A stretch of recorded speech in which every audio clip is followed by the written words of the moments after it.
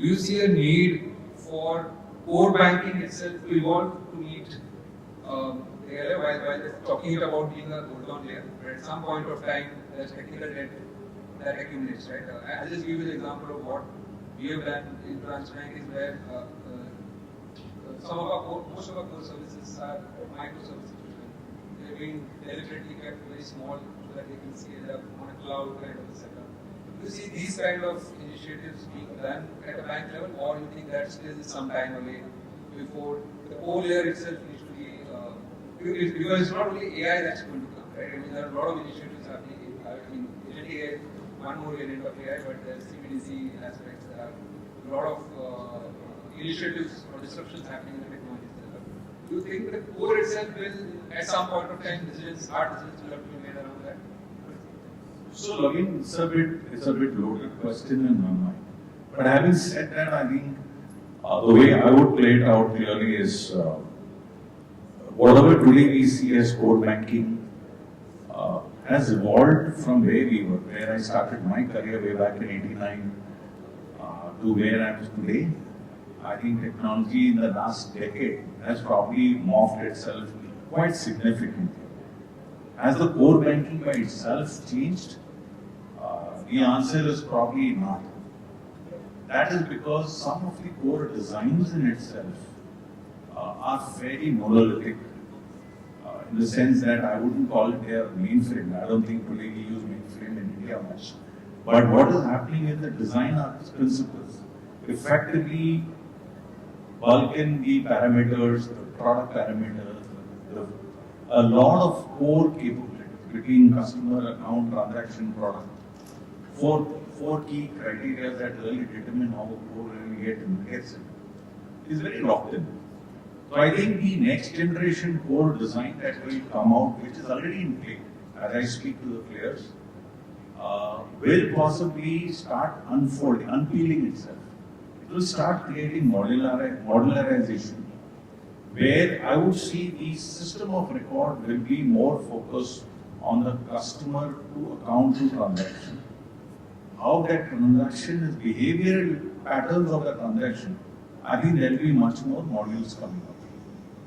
Also, the banks, if you look at the bank strategy, a lot of the banks have started to hollow the core, so that the way a lot of capabilities are today coming out of the core, which is also good and bad, because you start creating your own product processors, which also creates a chaos of your data across. So to me, I think the way I would look at things evolving, as you rightly said, given the core was probably the way it was integrated as a single monolith, we have created overlays, which is the microservices layer, the web services to API layer, now the channel layer, all of that integration.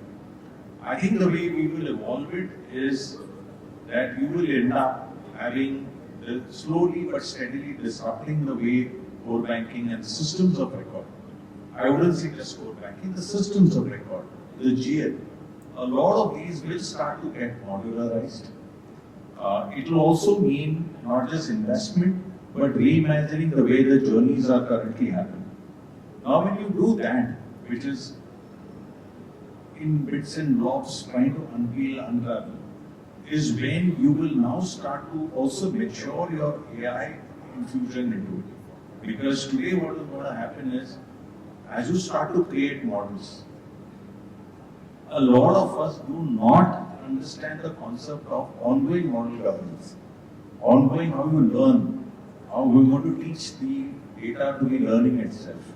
So I think the way we will have to now create new blueprint of architectures is core plus systems of record. I would use systems of record, not core banking, but systems of record will create certain modularity. That modularity will be backed by very close interaction with, I would say, parallel systems of how AI-led, I would say, MCP layers, integration layers will start to come in.